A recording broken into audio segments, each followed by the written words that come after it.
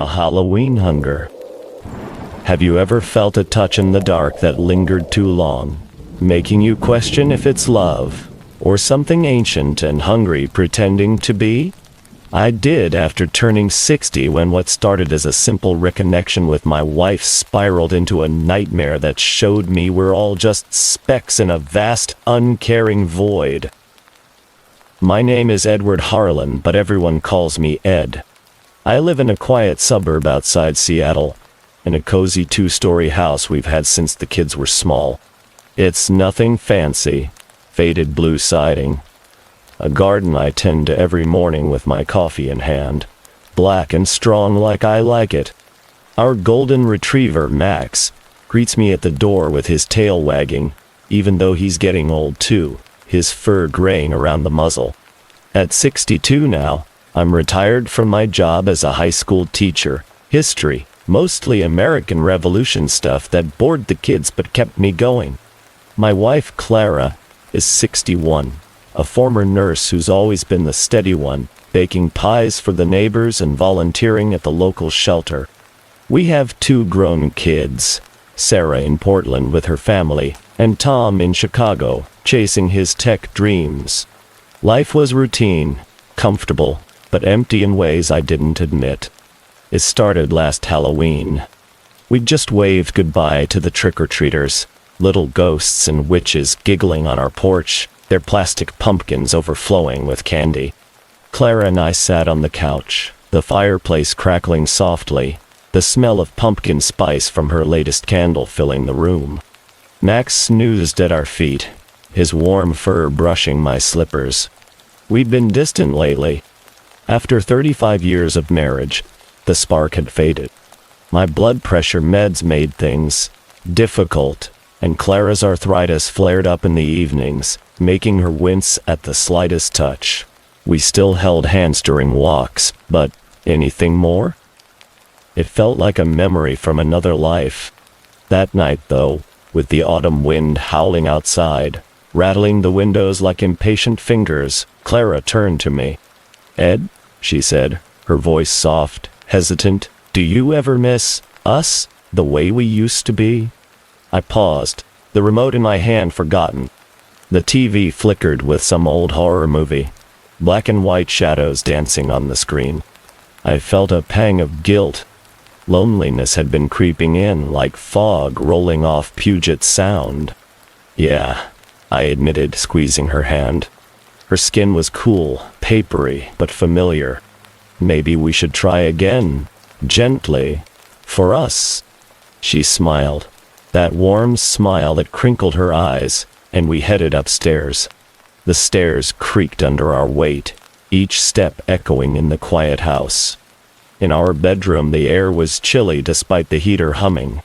We undressed slowly, awkwardly, like teenagers fumbling in the dark. The bedside lamp cast long shadows on the walls, turning the floral wallpaper into twisted vines. When we finally came together, it was slow, tender, not the passion of our youth, but a quiet reconnection. Her breath on my neck, the faint scent of her lavender soap. It felt right. Healing, even. We fell asleep tangled in the sheets, Max's soft snores from the hallway lulling us. But the next morning, something was off. I woke to sunlight filtering through the curtains, but my body ached in a way it hadn't before. Not the usual joint pain from age. No, this was deeper, like something had burrowed into my muscles during the night. Clara stirred beside me, murmuring, "That was nice, Ed." I nodded, but as I got up, I caught my reflection in the mirror. My eyes looked sunken, shadows pooling under them like bruises. I shook it off, blamed it on poor sleep. Downstairs I made breakfast, eggs sunny side up, toast with butter. The kitchen smelled comforting, of coffee brewing and bacon sizzling. Max begged for scraps, his tail thumping the floor. Normal. But as we ate, Clara reached for my hand across the table. Her touch felt colder than usual. Not just cool, icy, like she'd been outside in the frost. "You okay?" I asked. She laughed it off. Just the weather changing. Fall always does this to me. That afternoon, while raking leaves in the yard, the crisp air biting my cheeks, the rustle of orange and red piles underfoot, I felt watched. The neighbors' houses loomed across the street, windows like empty eyes. Max growled low, his hackles up, staring at nothing. "Easy, boy," I said, petting him. His fur felt staticky, charged. That night, we tried again. Closer this time, her body against mine under the blankets, the mattress creaking softly. But midway through I heard it, a whisper, faint, like wind through cracks. But words, closer, more. It came from everywhere, the walls, the ceiling, maybe inside my head. I froze, heart pounding. Clara didn't notice. Her eyes were closed, lost in the moment. When it ended, I lay there, staring at the dark ceiling. The room felt heavier, the air thick, pressing down. Sleep came fitfully, dreams of vast emptiness, stars winking out one by one, leaving only a hungry void. Days blurred. We kept at it, intimacy becoming our ritual, a way to fight the creeping isolation of old age. Mornings I'd walk Max along the misty trails near the house, the damp earth squelching under my boots, fog muffling the world. Afternoons Clara and I would sit on the porch, her hand in mine, watching leaves swirl. But the changes crept in. My energy dipped. I'd nap unexpectedly, waking with that bone-deep ache. Clara seemed brighter, her skin glowing unnaturally, while mine paled. At dinner one evening, spaghetti steaming on plates, garlic bread warm from the oven, she leaned in. "This feels good, doesn't it? Like we're young again." I agreed, but my fork trembled. That night, in bed, the whispers returned. Louder. Feed. Eternal. Clara's touch burned cold, her fingers tracing my chest like icicles. I pulled away, gasping. "Did you hear that?" She tilted her head, confused. "Hear what, love?" I chalked it up to my meds, maybe stress. Called the doctor the next day, sat in the waiting room, fluorescent lights buzzing overhead, the smell of antiseptics sharp. "Everything checks out," he said, patting my shoulder. "Age catches up, Ed. Talk to Clara. Emotional stuff can manifest physically." I nodded, but doubt gnawed. Back home, Max avoided Clara, whining from corners, his eyes wide. That Halloween spirit lingered, pumpkins rotting on porches, fake cobwebs tangled in trees. We hosted a small gathering for the grandkids via video call. Their laughter echoed tinny from the laptop. But as night fell, the disturbances escalated. In the mirror, brushing my teeth, the minty foam cold on my tongue, I saw it. A shadow behind me, formless, pulsing. I spun. Nothing. Clara called from bed. "Coming?" Her voice echoed slightly, like from a distance. We embraced again that night. But this time the room shifted. The air grew frigid, breath fogging despite the heat. Her skin felt wrong, too smooth like polished stone. The whispers swelled into a chorus, overlapping voices from nowhere. Join, infinite, insignificant. Panic rose. I tried to stop, but my body wouldn't respond, locked in the act.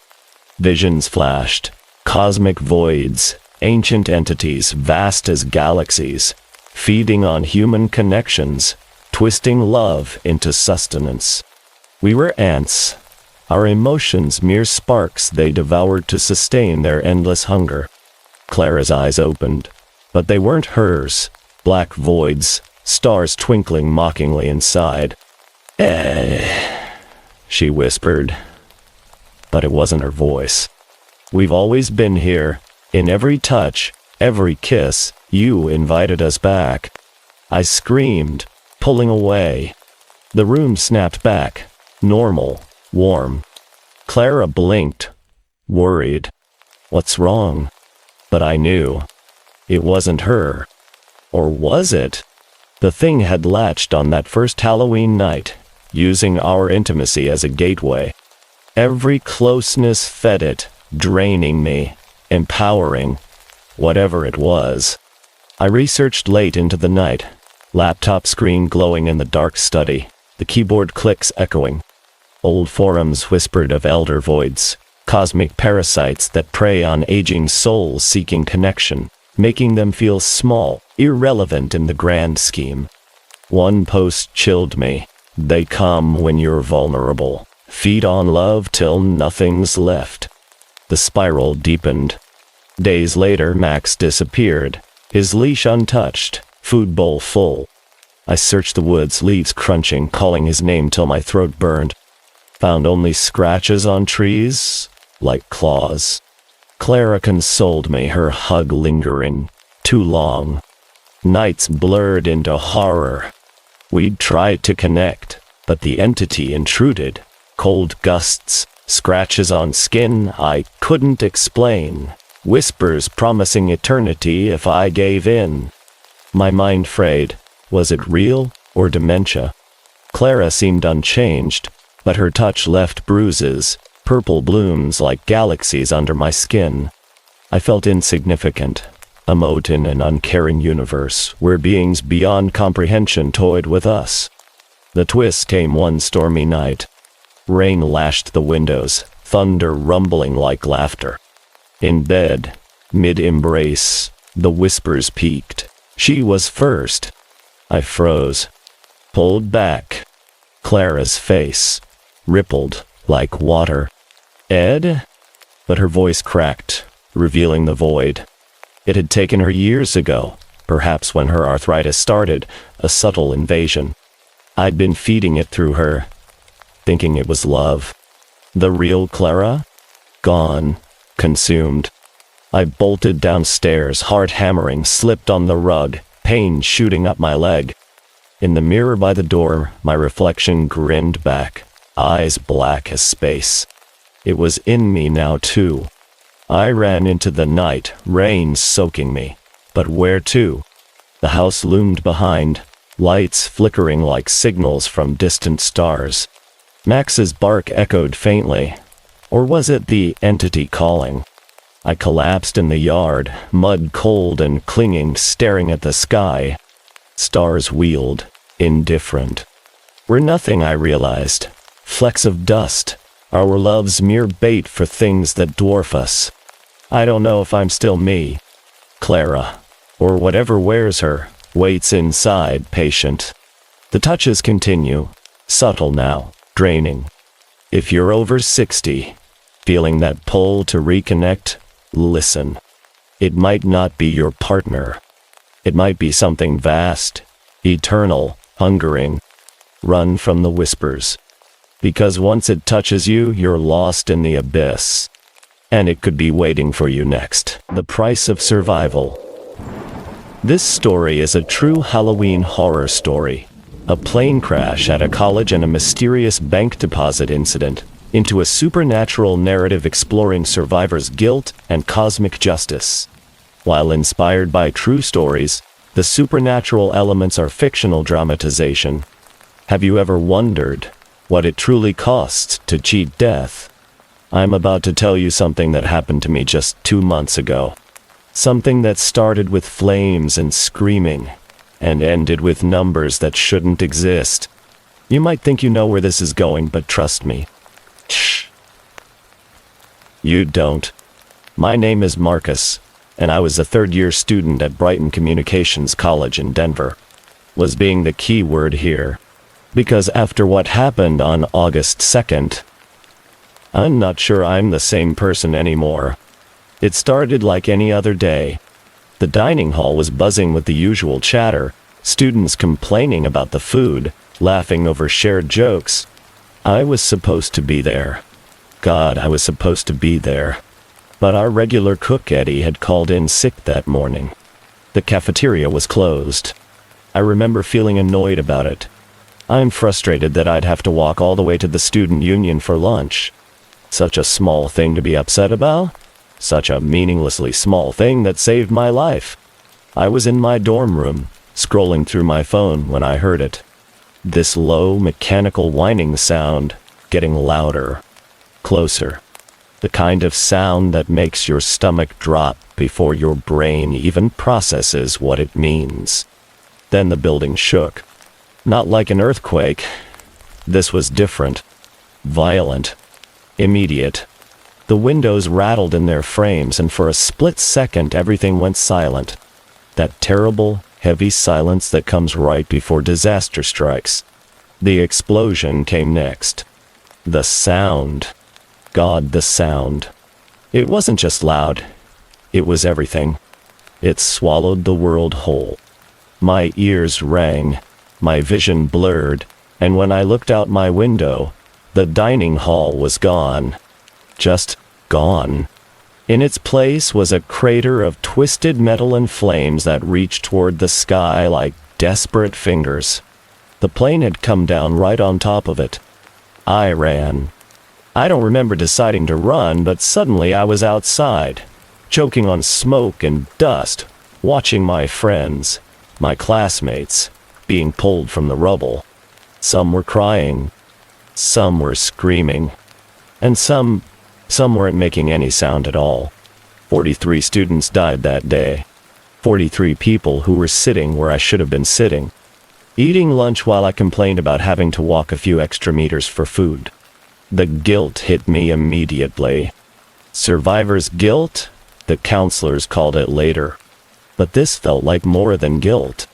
This felt like debt. Like the universe had made a mistake, and somehow, someday, it would come to collect what it was owed. I tried to go back to normal life after that. Tried to pretend that watching my friends die in a ball of fire was just something that happened, something I could move past. But normal doesn't exist after something like that. Normal is just a lie you tell yourself to get through each day. The nightmares started first. Every night, I'd dream about the dining hall. But in my dreams, I was there.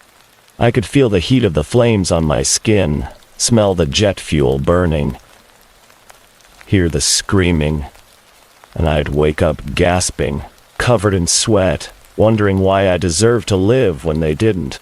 Then came the guilt. The crushing, overwhelming guilt that followed me everywhere. I couldn't eat without thinking about Eddie's sick day. Couldn't sleep without seeing their faces. Couldn't laugh without hearing the echo of that explosion. My family tried to help. My uncle in Portland invited me to stay with him while I figured things out. A change of scenery, he said. Time to heal. I thought maybe he was right. The first few weeks were better. Not good, but better. The nightmares were less frequent. I started eating regularly again. I even began looking for work, something to keep my mind occupied to make me feel useful again. That's when I decided to open a new bank account. It was practical, really. I needed a fresh start, and somehow, opening a new account felt symbolic. Like I was drawing a line between my old life and whatever came next. I chose Chase Bank, opened a basic savings account, and deposited the small amount of money I had left from my student loans. $300.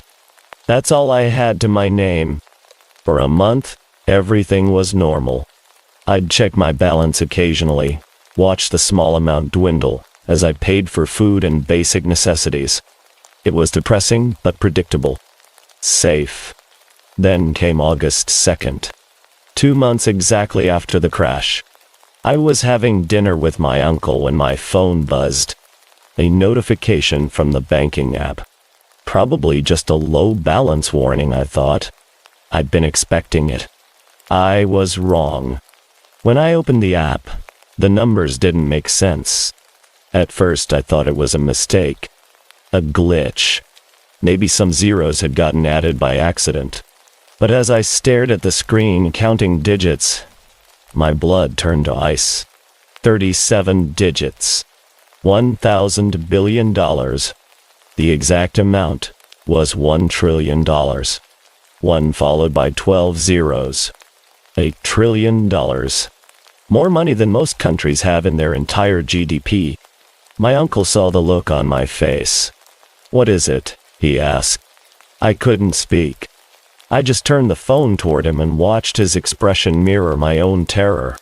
"This has to be a mistake," he whispered. But his voice was shaking. I tried to think rationally. Bank error. Technical glitch. Server malfunction. All reasonable explanations. But deep in my chest I felt something else stirring.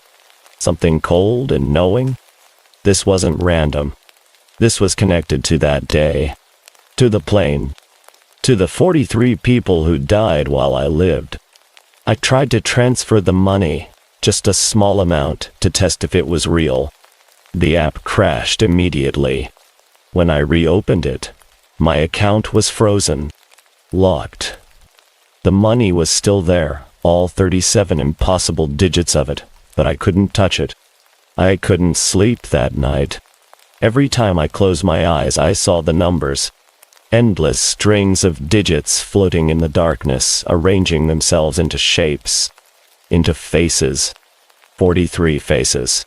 The next morning I went to the bank. The employees were polite but confused. They pulled up my account details, confirmed that yes, there appeared to be a substantial amount showing, but assured me it was just a technical error. No one actually had that kind of money. It was impossible. But the money stayed. Days passed. Then weeks. The bank investigated. The police got involved, asking questions about fraud and money laundering.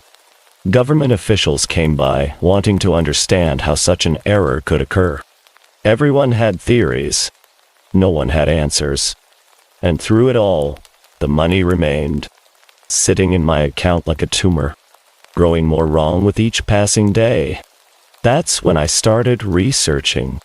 I spent hours online, diving deep into forums and obscure websites, looking for anything similar. Stories of impossible bank deposits, supernatural accounting errors, financial hauntings. Most of what I found was nonsense. Urban legends and creepypastas. But buried in the digital noise, I found something that made my skin crawl. A thread on an old forum, posted by someone claiming to be a bank IT specialist. The post was mostly incoherent rambling, but one section stood out. The dead don't just leave behind belongings and memories. Sometimes they leave behind debts. Not financial debts, existential ones. The universe keeps ledgers too. And when someone cheats their appointment with death, the books need to be balanced somehow. Well, the post went on to describe cases of phantom deposits, impossibly large sums appearing in the accounts of people who had narrowly escaped death. Always the survivors. Always exact amounts that seemed to correspond with the number of lives lost. Always untouchable. I did the math. 1 trillion divided by 43. Roughly $23 billion per person. The price the universe apparently assigned to each life I hadn't saved. Each death I'd somehow cheated by not being where I was supposed to be. The post ended with a warning. The money isn't a gift. It's a receipt, proof of purchase. And one day, they'll come to collect what was bought. I tried to dismiss it. Tried to convince myself it was just coincidence, just my traumatized mind finding patterns where none existed. But the timing, August 2nd, exactly 2 months after the crash. And the amount, so impossibly specific. The nightmares changed after that. Instead of burning in the dining hall, I found myself standing in a vast, dark space. Empty except for rows and rows of seats like a cosmic waiting room. And in each seat sat one of my dead classmates. They weren't angry. That's what scared me most. They weren't accusatory or vengeful. They were just waiting. Patient. Like they knew something I didn't. And behind them all, standing in the shadows, was something else. Something that didn't have a face, just numbers. Endless streams of glowing digits that shifted and moved like living things. The figure would point me, then at the seats, then at the numbers floating around us. And somehow, without words, I understood. The debt was mine. The seats were empty because I wasn't in mine. And the numbers were keeping count. I started having the dream every night. And each time, the numbered figure stepped closer. 3 weeks ago, something changed. I woke up from the dream, gasping as usual, but this time, something was different. Wrong. I reached for my phone to check the time, and that's when I saw it. The reflection in the black screen wasn't mine. It was the numbered figure, staring back at me with those shifting digital features. And for just a moment, I could see through its eyes, see myself sitting in my bed, trembling, while somewhere behind me, 43 empty chairs waited in the darkness. The reflection smiled, and I realized the truth. The money wasn't payment for their deaths. It was payment for my life. Something, had bought me more time, borrowed against the cosmic ledger. And now, with interest accumulating at impossible rates, the debt was coming due. I checked my account that morning. The money was gone. All of it. Like it had never existed at all. My account showed a balance of 0, but somehow, that felt more terrifying than the impossible wealth, because 0 meant the transaction was complete. The phone rang that afternoon. Unknown number. "Hello, Marcus?" said a voice that sounded like static arranged into words. "Your payment period has expired. We'll be collecting soon." The line went dead. That was 3 weeks ago. Since then, I've been seeing them everywhere. My classmates, standing in crowds, sitting in empty restaurants, reflected in windows I pass. Always watching, always waiting. The numbered figure appears more frequently now. Sometimes in reflections, sometimes in shadows, sometimes just standing at the foot of my bed while I pretend to sleep. Yesterday I found something that confirmed my worst fears. I was going through old news articles about the crash, looking for something, anything that might help me understand. That's when I found it. A small detail buried in a paragraph about the investigation. The plane's manifest showed 44 passengers, but only 43 bodies were recovered from the wreckage. One passenger was listed as missing, presumed dead. The missing passenger's name was the same as the account holder who had originally deposited the $1 trillion. Someone who died in that crash. Someone whose death bought my continued existence. And now they want their money back. I know it's coming. I can feel it in my bones, in the decreasing temperature of my room, in the way shadows seem to move independently of their sources. The debt collectors are closing in. Tonight, I'll probably have the dream again. But this time, I don't think I'll wake up. This time, I think I'll take my seat in that cosmic waiting room. Finally pay what I owe. The universe keeps perfect books, and I've been overdrawn for too long. So if you're listening to this, if you find this recording after I'm gone, remember what I learned. Death isn't something you can cheat. You can only borrow against it. And the interest rates are killer. Girl in the closet. Have you ever wondered what happens to children who die on Halloween night? Where their spirits go? When they're too young to understand they're dead. I need to tell you about my 5-year-old niece, Emma. About her imaginary friend who wasn't imaginary at all. And about the closet that should have stayed locked forever. Because if your child starts talking to someone who isn't there, you need to know the signs. You need to know when to run. My name is Rachel, and I've always been the responsible aunt. The one who remembers birthdays, shows up for school plays, babysits when money gets tight. So, when my sister Katie called me crying 3 months ago, I didn't hesitate. I don't know what to do. She sobbed into the phone. Emma keeps talking about this friend, this girl named Jessie. But Rachel, there's no Jessie.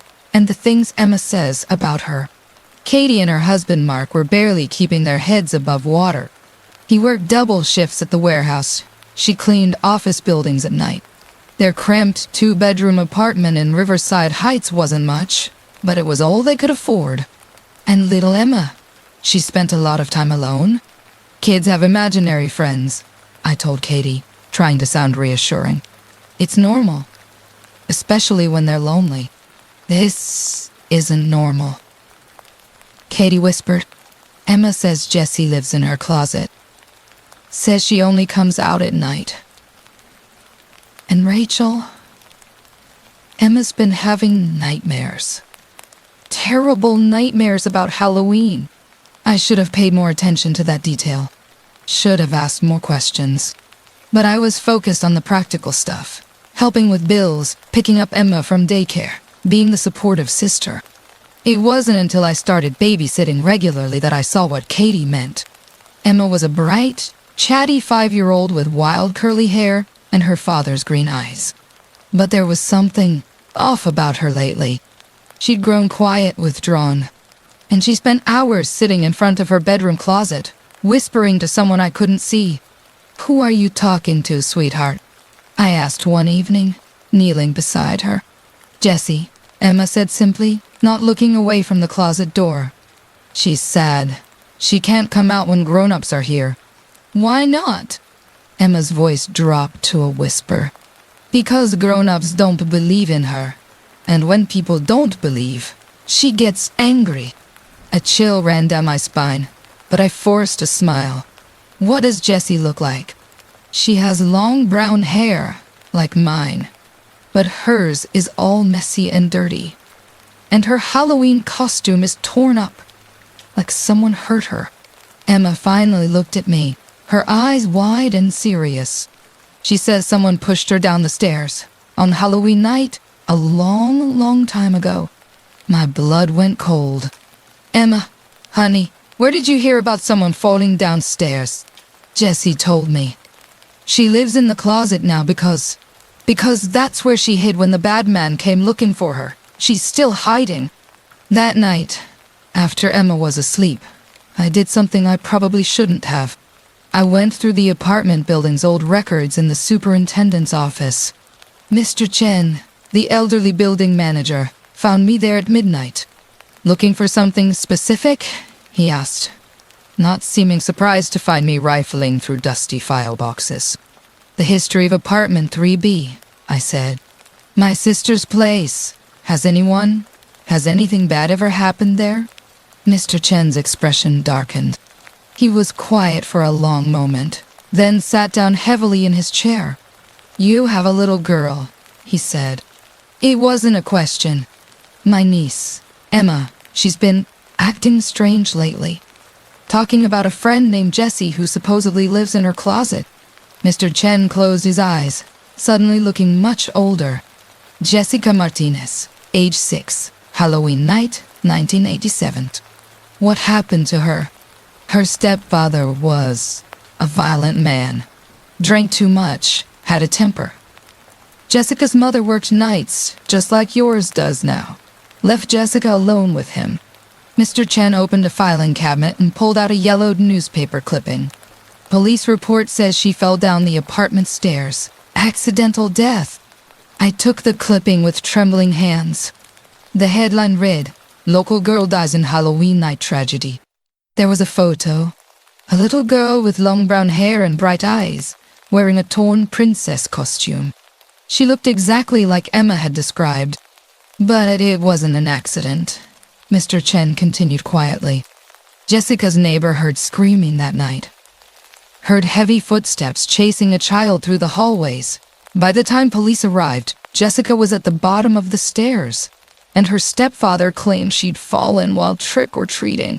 What happened to him? Nothing. No witnesses. No proof. Case closed. Mr. Chen took the clipping back. But Jessica's spirit, it never left. Tenants in 3B have been reporting strange things for 35 years. Children talking to invisible friends. Closet doors that won't stay closed. And every Halloween what? Children go missing from this building. Not many, just one or two every few years. They're found eventually, but they're changed. They talk about playing with Jessica, about men who hurt children. The police think it's trauma response, but you think it's something else. Mr. Chen nodded grimly.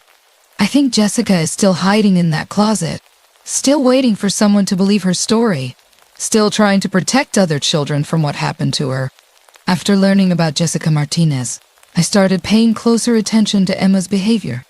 And what I saw terrified me. Emma had stopped sleeping in her bed. Every morning I'd find her curled up on the closet floor, clutching a stuffed animal that wasn't hers, a dirty, torn bunny that smelled like mold and old fabric. Where did you get this? I asked, holding up the bunny. Jessie gave it to me. It was hers when she was alive. Emma's matter-of-fact tone made my skin crawl. She says I can keep it safe for her. The temperature in Emma's room had dropped noticeably. Even with the heat on, it felt like walking into a freezer.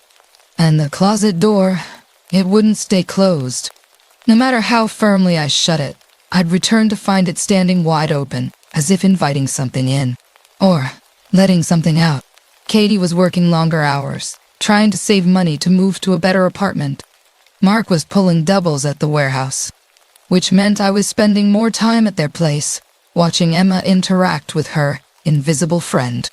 Except Jessica wasn't invisible. Not to me. Not anymore. I first saw her on a Tuesday night in October. I was making dinner when I heard giggling from Emma's room, two distinct voices having a conversation. When I peeked around the doorframe, my heart nearly stopped. There was Emma, sitting cross-legged on the floor.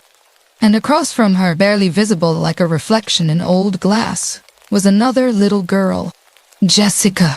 She looked exactly like the newspaper photo, except her princess costume was dirty and torn, her hair matted with something dark. When she turned to look at me, I saw the truth in her eyes, the fear, the pain, the desperate need to be believed.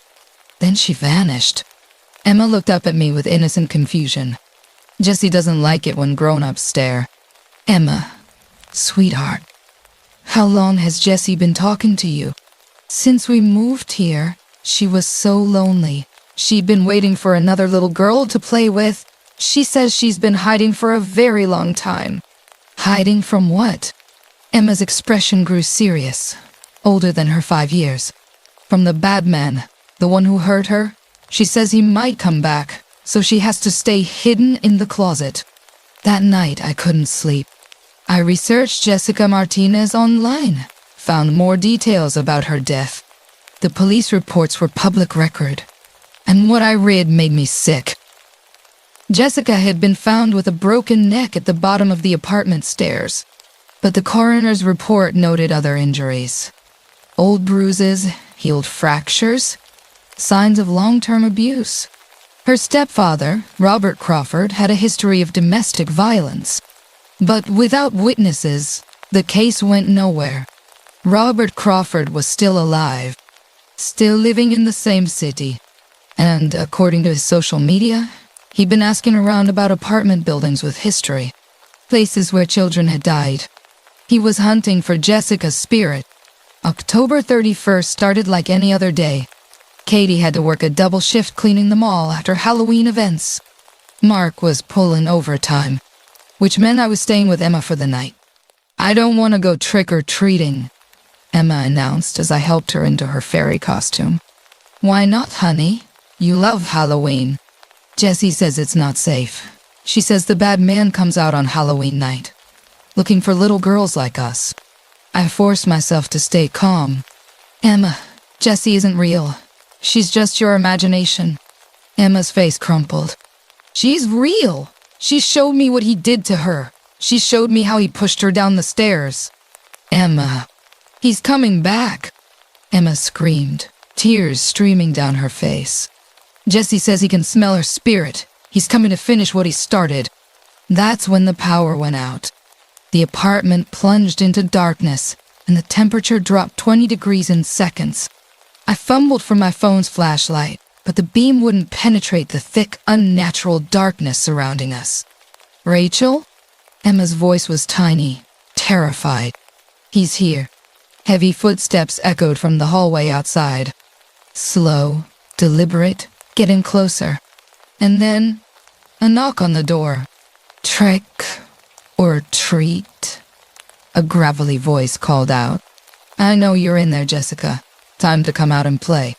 Emma grabbed my hand, her tiny fingers ice cold. "The closet," she whispered. "Jessie says we have to hide in the closet." Every instinct screamed at me to run, to call police, to do anything but hide in a closet with a traumatized child and a ghost. But the footsteps were getting closer, and I heard the unmistakable sound of keys jingling. He had keys to the building. We crept into Emma's bedroom and I pulled us both into the closet, closing the door as quietly as possible. The space was barely big enough for two people, cramped and smelling of old wood and something else, something sweet and sickly, like flowers left too long in water. "Jessie," Emma whispered into the darkness. "Are you here?" "I'm here," a voice answered. Not Emma's voice. Another voice, hollow and echoing, coming from everywhere and nowhere at once. "I'll protect you, just like I wish someone had protected me." The apartment door opened with a squeal of rusty hinges. Those heavy footsteps entered, moving through the living room, the kitchen, getting closer to the bedroom. "Jessica!" the man's voice boomed. "I know you're here. I can feel you, you little brat. Time to finish what we started." The bedroom door slammed open. Light from a flashlight swept across the walls, and I held my breath, clutching Emma tighter as we pressed ourselves against the back of the closet. "Found you," the voice growled, and the closet door was yanked open. When the light hit us, we weren't alone.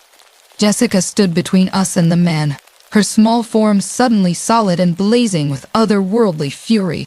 Her torn princess costume fluttered, though there was no wind, and her eyes burned with 35 years of rage.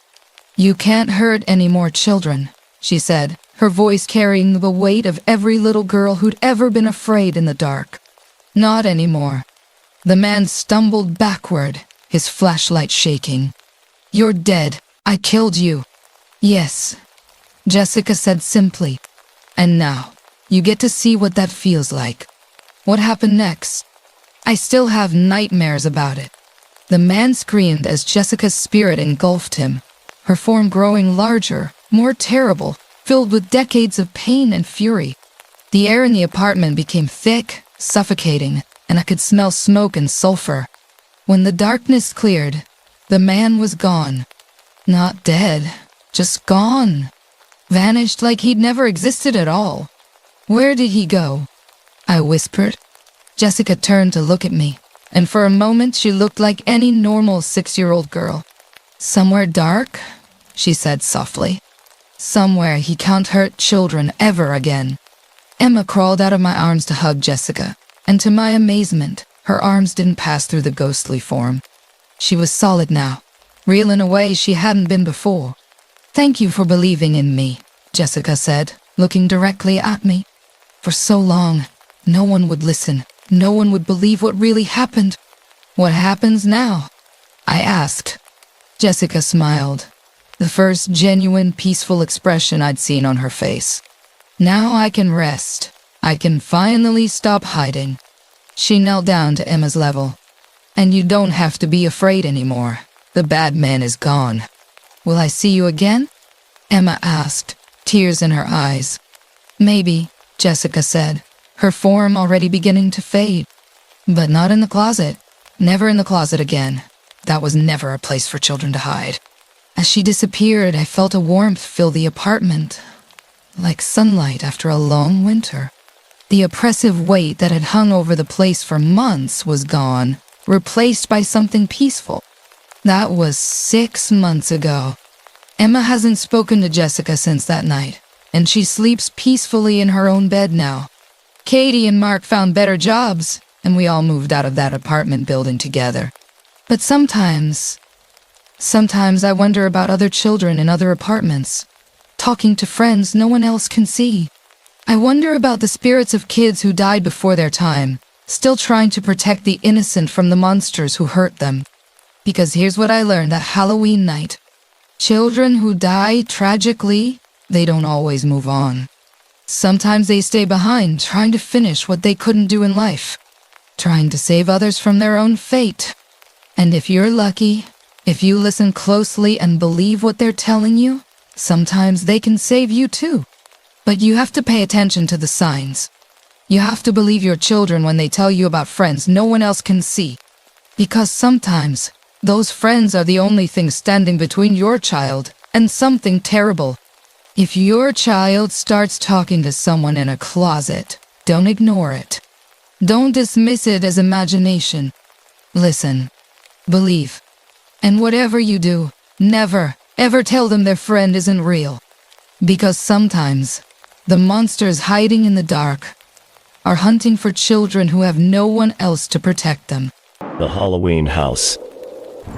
Have you ever wondered what happens to the houses where terrible things occurred? The ones that sit empty, year after year, waiting for someone naive enough to think they can start fresh. I thought I could be that someone. My name is Marcus, and 3 years ago, I made the worst decision of my life. I bought the house on Maple Street. The realtor called it a fixer-upper with character. What she didn't mention was why it had been on the market for 7 years, or why the previous owners left in the middle of the night. I was 26, fresh out of college, working my first real job as a graphic designer. The housing market was brutal, and this place was the only thing I could afford. Sure, it needed work, peeling paint, creaky floors, windows that wouldn't quite close properly, but it was mine. The first few weeks were normal. I spent evenings ripping up old carpet, painting walls, trying to make the place feel like home. The neighbors were friendly enough, though I noticed they never lingered when they came by. Always quick conversations, always finding reasons to leave. It was Mrs. Chen from next door who finally told me. "You know about the family that lived there before you, right?" she asked one October afternoon, watching me rake leaves in the front yard. I stopped raking. "What about them?" She glanced at my house, then back at me. The Hendersons. They had 2 kids, sweet little girls, 8 and 10 years old. Her voice dropped to almost a whisper. Halloween night, 2019. Someone came to their door. The way she said it made my skin crawl. "What happened?" Mrs. Chen shook her head. "Police never found who did it. All they know is the girls answered the door for trick-or-treaters, and..." She trailed off. "The parents found them the next morning. Both girls were gone. Just gone." I felt cold air creep up my spine, even though it was a warm day. Gone how? No one knows. No signs of struggle, no broken windows. Doors were still locked from the inside. The girls just vanished. She looked at my house again. The parents moved out 2 weeks later. Couldn't bear to stay. That night, I couldn't sleep. Every creak, every settling sound the old house made felt different now. I kept thinking about those 2 little girls. What had happened to them? Who had taken them? But I convinced myself it was just a tragic coincidence. These things happen, right? I wasn't going to let some old story scare me out of my first home. October rolled around and I decided to embrace the season. I bought pumpkins, hung up decorations, even got a big bag of candy for trick-or-treaters. If kids had gone missing from this house before, well, maybe it was time to make new, happier memories. Halloween night arrived gray and cold. I'd been looking forward to it all week, my first Halloween as a homeowner. I set up a folding chair by the front door, put the candy bowl on a small table beside me, and waited for the first kids to arrive. The sun was setting when I heard the first footsteps on my front walkway. I grabbed the candy bowl and opened the door with a smile. 2 little girls stood on my doorstep. They were dressed as witches, black dresses, pointed hats, pale makeup on their faces. One looked about 8, the other maybe 10. They carried small black bags for collecting candy. "Trick or treat," they said in unison, their voices soft and sweet. I smiled and reached for the candy. "Love your costumes, girls. You look great." But as I dropped candy bars into their bags, something felt wrong. Their makeup was too pale, too perfect. And their eyes were completely black. Not dark brown, not wearing colored contacts. Completely, impossibly black. And they weren't blinking. I tried to keep smiling, but my hands were shaking now. "There you go. Happy Halloween." They didn't move. "Thank you, mister," the older one said, still not blinking. "We used to live here." My blood went cold. "What did you say?" The younger girl tilted her head. "We lived here before you, in our room upstairs, the one with the pink walls. I'd painted over pink walls in the smaller bedroom. Light pink, with little flower stickers I'd had to scrape off. We miss our room," the older girl said. "We miss our house." I was backing away from the door now, the candy bowl slipping from my hands and clattering to the floor. Candy scattered everywhere. "We want to come home now," they said together, their voices perfectly synchronized. I slammed the door shut and locked it, then stood there, gasping, my heart hammering against my ribs. Through the frosted glass I could see their silhouettes, just standing there. Not moving. Not leaving. I waited by the door for what felt like hours, watching their shadows through the glass. Finally, they were gone. I didn't sleep that night. Every sound made me jump. Every creak of the old house settling made me think they'd found a way inside. The next morning, I called Mrs. Chen. "The Henderson girls," I said without preamble. "What did they look like?" There was a long pause. "Why are you asking? Please, just describe them." "Well, Emma was 8, blonde hair, always wore it in pigtails. Sarah was 10, darker hair, usually in a ponytail. Such sweet girls." Her voice broke a little. "Why, Marcus, what's wrong?" I hung up and immediately searched online for news articles about the disappearance. It took some digging, but I found them. Local news coverage from 2019. And there, in one of the articles, were photos of the missing girls. Emma and Sarah Henderson, 8 and 10 years old. The same faces I'd seen on my doorstep the night before. I moved out 2 days later. I couldn't stay in that house another night. Not knowing what I'd seen, not knowing what they wanted. The bank can have it back.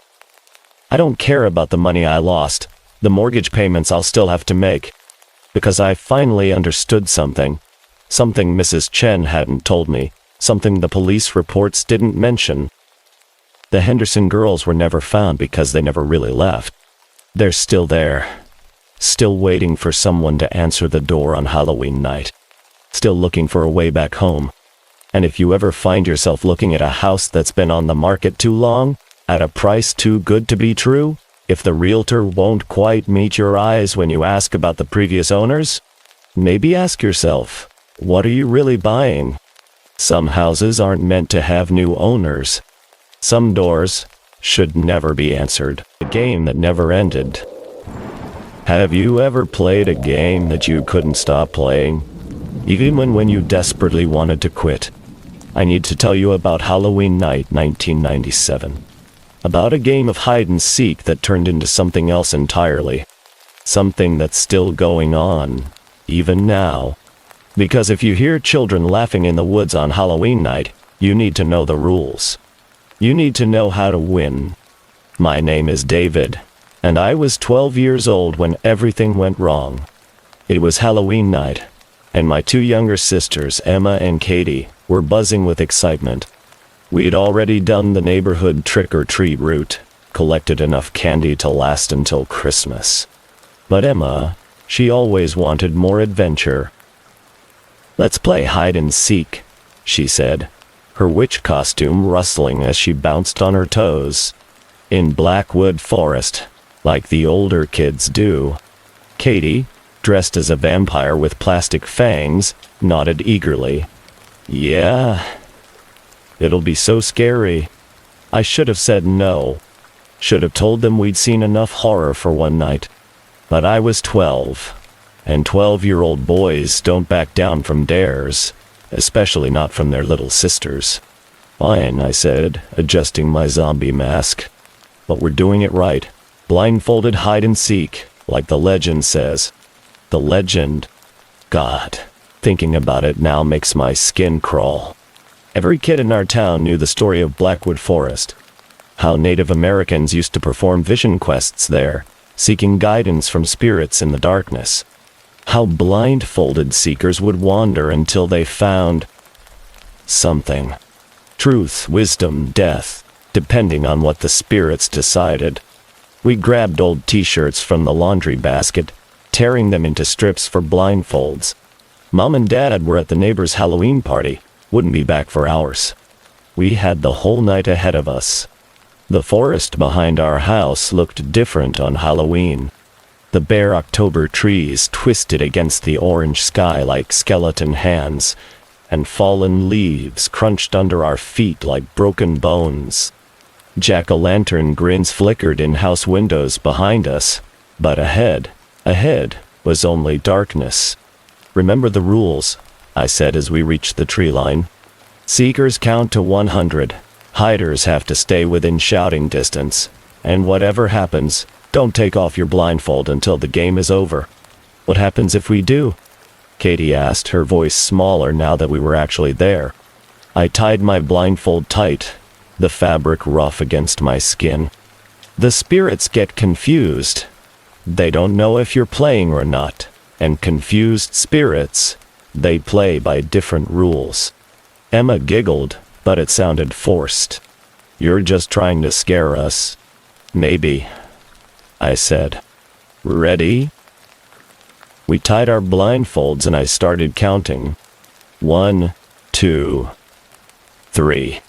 Behind me I heard my sister's footsteps crackling through dead leaves, growing fainter as they searched for hiding spots. The forest was alive with Halloween sounds. Wind whistling through branches, the distant hoot of an owl, the rustle of small creatures scurrying through underbrush. 97, 98, 99, 100. Ready or not, here I come.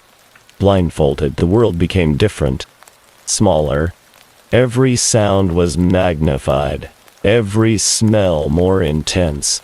I could smell damp earth, rotting leaves, the faint smoke from someone's fireplace miles away. My hands stretched out in front of me, feeling for trees, bushes, anything that might hide a giggling sister. "Emma?"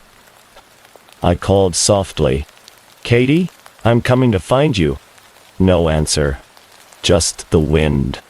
I stumbled forward, my sneakers sliding on wet leaves. Branches caught at my zombie costume, and more than once I walked face first into a spider web.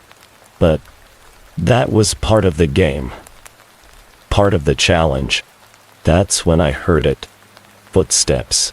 But not the light, careful steps of my sisters. These were heavy. Deliberate. Coming closer. "Very good," a voice whispered behind me. An adult voice. "Male. You're following the rules perfectly." My blood turned to ice water. That wasn't Emma or Katie. That wasn't anyone I knew. Who are you?" I stammered, my hands trembling as I reached for my blindfold. "Don't." The voice was sharp now, commanding. "Don't remove it. The game isn't over yet." "What game?" I whispered. "The same game you've been playing. Hide and seek. But you called us, boy, you and your sisters. You performed the ritual. The blindfolds, the counting, the forest on Halloween night. You summoned us back." "Summoned who back?" The previous players, the voice said, and now I could hear others. More footsteps. More voices. Children's voices. But wrong somehow. Hollow. We've been waiting so long for someone else to play. Waiting since 1952. My heart hammered against my ribs. I want to stop playing. I want to find my sisters and go home. But the game isn't finished, another voice said. This one sounded like a little girl, but when she spoke, I could hear leaves rustling in her throat. We hadn't been found yet. We're still hiding. Where are my sisters? They're safe. For now. They're learning the rules, just like you are. Because you see, David, once you start playing our version of hide and seek, you can't stop. Not until someone finds us all. All of who? The children who got lost in these woods. Halloween night, 1952. We were playing the same game, following the same legend, but we never made it home. I wanted to run, to scream, to rip off the blindfold and sprint back to the house. But something held me frozen. Not fear, something else. The rules. Deep down, I knew that breaking the rules would make things worse. What do you want? I asked. To be found, the girl's voice whispered. To be remembered. To finally finish the game. Listen carefully, the first voice said, and now I could tell it belonged to a boy about my age. The game has been going for 45 years. We've been hiding, waiting for someone to find us and set us free. But every seeker who's tried, they've failed. Why? I whispered. Because they broke the rules. They got scared, removed their blindfolds, ran home. And when you break the rules of a spirit game, you become part of it, forever. I felt sick. What happened to them? They're hiding too now. Dozens of children over the decades, all lost in the forest, all waiting to be found. Their families think they ran away or got lost, or worse, but they're here, still playing. A new voice spoke up, older, like a teenager. I've been hiding since 1967, Halloween night, just like you. I was looking for my little brother. He'd been missing for a week. Heard about the legend, thought maybe the spirits would help me find him. Did you? I asked. Oh yes. He'd been hiding since 1952. Still is. How many of you are there? Hundreds, the girl's voice said sadly. Children from all over the county. All drawn to the forest on Halloween night. All looking for something. Adventure, answers, lost siblings. All of us trapped in the same endless game. I tried to process what they were telling me. So how do I win? How do I find everyone? You can't, the boy said. Not alone. That's why you needed to bring your sisters. 3 seekers working together. That's the only way to break the pattern. But they're just kids. Katie's only 8. And I was 7 when I started hiding, the girl said. Age doesn't matter here. Only courage. Only following the rules. What are the rules? Simple, the teenager's voice said. You have 3 hours before dawn. You must find all of us, every child who's ever gotten lost in this game. We'll give you clues, help you along the way, but you can never remove your blindfolds, never stop playing, and never, ever leave the forest. And if we don't find everyone? Silence. Long, heavy silence filled only by the whisper of wind through dead leaves. Then you join us, the boy finally said, and wait for the next seekers to try. I don't know how long I wandered through that forest, following whispered directions and half-heard clues. The spirits were everywhere, some helpful, some mischievous, some so lost in the game they'd forgotten their own names. Follow the stream, a voice would whisper. We're hiding by the old oak tree. No, this way, another would call. Behind the rock pile, where the moonlight can't reach. Each time I found one, it was the same. A child's voice saying, You found me, thank you, followed by a sensation of warmth, of release, of something finally letting go. But there were so many, and time was running out. I found a little girl who'd been hiding since 1959, curled up in a hollow log. A boy from 1973, standing perfectly still behind a massive pine tree. Twin sisters from 1981, holding hands in a clearing full of mushrooms. "Emma," I called out as I searched. "Katie, are you okay? We're playing." Emma's voice drifted back, but it sounded different. Hollow. Like the others. "We're getting good at hiding," Katie added, and my heart nearly stopped. They were starting to sound like the lost children, starting to become part of the game. I stumbled faster through the forest, following every whisper, every clue. My hands were scratched and bleeding from thorns, my zombie costume torn to shreds. But I couldn't stop. Wouldn't stop. Because I was starting to understand something terrible. The game wasn't random. It was a trap. A supernatural snare that fed on children's courage and innocence, growing stronger with each new player it captured. But it had made one mistake. It had let me bring my sisters. I found Emma first, crouched behind a fallen tree near the heart of the forest. When I touched her shoulder, she gasped. "David, is that really you?" "It's me. Keep your blindfold on. We're still playing." "I found so many kids," she whispered. "They're all hiding, waiting for someone to find them. But David, some of them have been here for so long they don't remember their real names anymore." "I know. We're going to find them all. We're going to win this game." Together, we searched for Katie. We found her in the oldest part of the forest, surrounded by a circle of children who flickered in and out of visibility like candle flames in the wind. "I've been helping them remember," Katie said when we reached her. "Their names, their families. They'd almost forgotten, but they're starting to remember now." That's when I realized what the final rule was. The rule the spirits hadn't told me. It wasn't enough to just find the lost children. You had to help them remember who they were.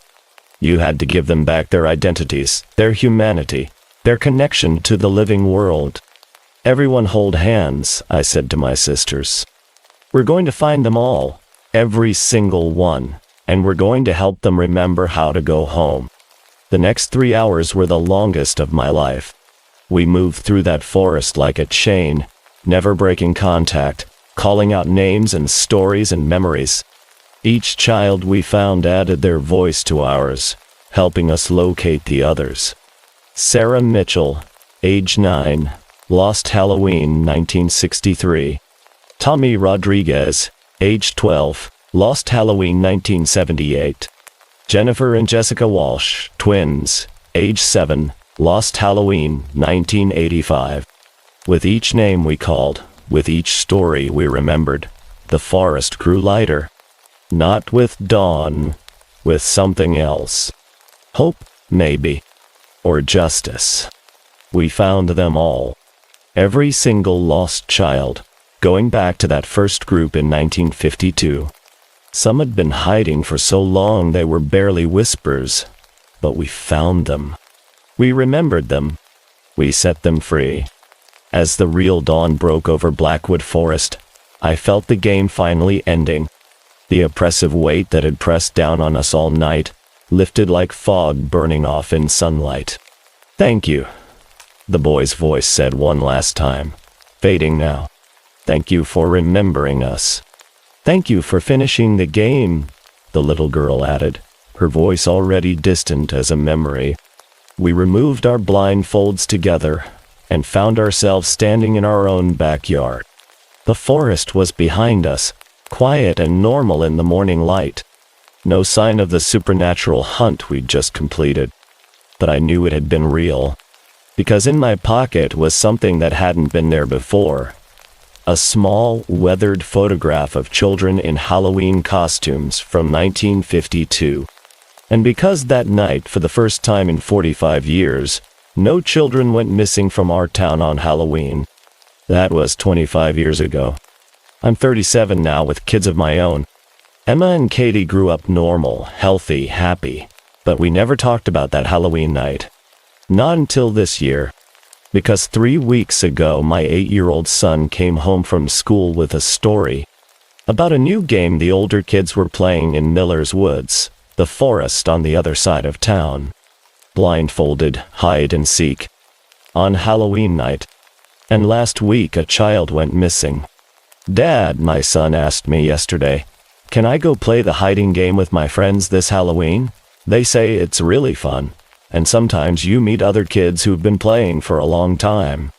I stared at him, my blood running cold, because I realized something.